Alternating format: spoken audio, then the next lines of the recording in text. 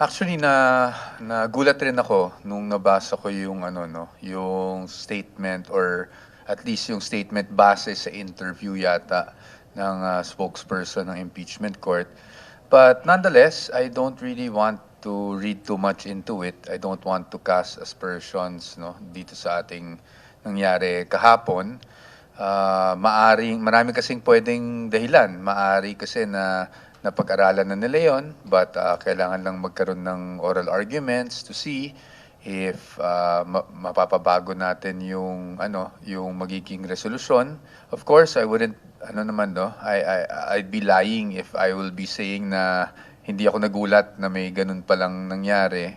But nonetheless, I don't think we should cast aspersions against the integrity of the court or anything like that. It is what it is. Yun yung naging resolusyon, yun yung naging ruling.